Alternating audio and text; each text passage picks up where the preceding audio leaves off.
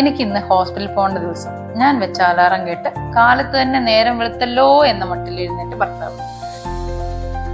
ഞങ്ങൾ ഓരോ കട്ടനും അടിച്ച് റെഡിയായി നേരെ പെരിന്തൽമണ്ണ ഹോസ്പിറ്റലിലേക്ക്.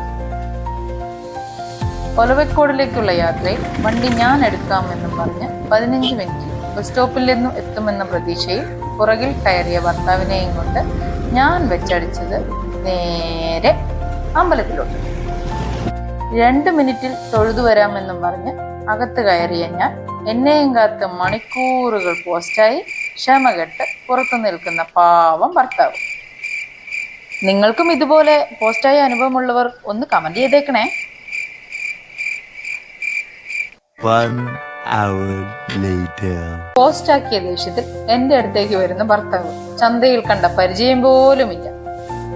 ഇവിടുന്ന് ഞങ്ങൾ മെല്ലെ വണ്ടിയെടുത്ത് പോകുന്ന വഴിയിൽ തണുത്ത കാറ്റും പ്രകൃതി ഭംഗിയും ആസ്വദിച്ച് പോസ്റ്റായ ക്ഷീണത്തിൽ ഒന്നും മിണ്ടാതെ ഇരിക്കുന്ന ഭർത്താവിനോടൊപ്പം നേരെ ഒലവക്കോട് ബസ് സ്റ്റാൻഡിലേക്ക് വെച്ച് പിടിച്ചു. അവിടുന്ന് ഞങ്ങൾ നേരെ ഹോസ്പിറ്റലിലേക്ക്.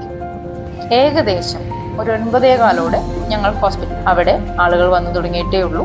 എൻ്റെ കാലിലെ പ്ലാസ്റ്റർ വെട്ടി ഡോക്ടറിനെ കാണിച്ച് പുതിയ ബാൻഡേജ് തള്ളിക്കയറ്റിയ വേദനയോടൊപ്പം 4 മണിക്ക് ഉച്ചഭക്ഷണവും കഴിച്ച് തിരികെ KSRTC ഒലവക്കോട്.